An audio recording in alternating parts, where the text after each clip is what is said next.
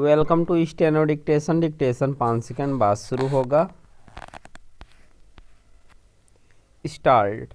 यह पहली बार नहीं जब सुप्रीम कोर्ट ने मुफ्त की रेवड़ियाँ कही जाने वाली लोक लुभावन योजनाओं पर अपनी आपत्ति और चिंता प्रकट की हो। वह कई बार यह कह चुका है कि मुफ्त की संस्कृति आर्थिक विकास में बाधा है।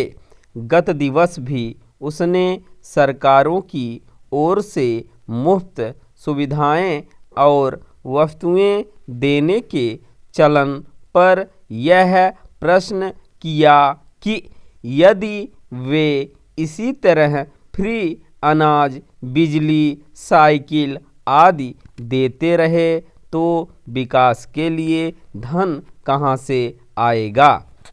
उसने इस पर भी बल दिया कि सरकारें मुफ्त की सुविधाएं और सामग्री के स्थान पर रोजगार दें, लेकिन इसमें संदेह है कि इस पर ध्यान दिया जाएगा, क्योंकि राजनीतिक दल यह मान चुके हैं कि लोक लुभावन योजनाएं चुनाव जीतने की गारंटी बन गई हैं।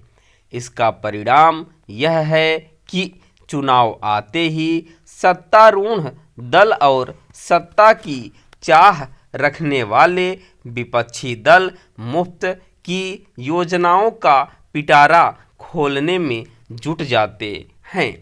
अब तो वे सीधे धन देने की भी घोषणा करने लगे हैं। यह तब है जब अधिकांश राज्य घाटे में हैं।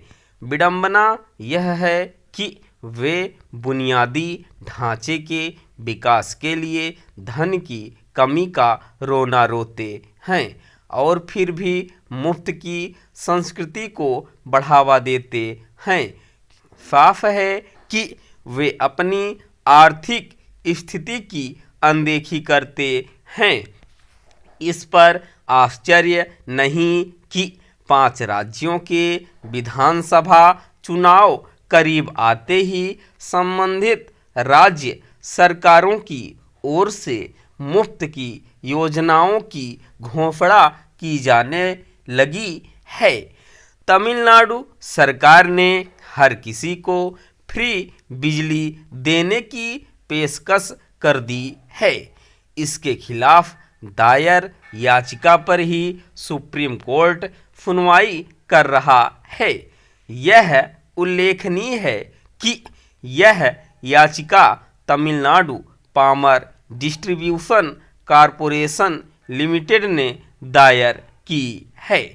इसके पहले भी ऐसी ही याचिकाओं पर सुनवाई हो चुकी है, लेकिन अभी तक कोई ठोस फैसला नहीं आया है।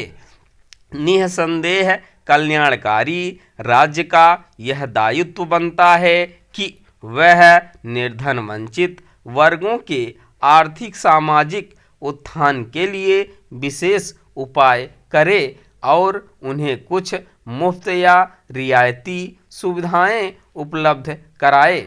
ये सुविधाएं ऐसी होनी चाहिए जो लोगों को अपने पैरों पर खड़ा कर सकें और उन्हें अपने स्तर पर अपनी आय बढ़ाने के लिए प्रेरित करें।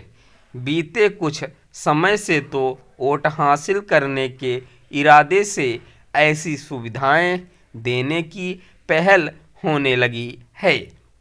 यह स्वतंत्र एवं निष्पक्ष चुनाव का उपहास और संसाधनों का दुरुपयोग भी है।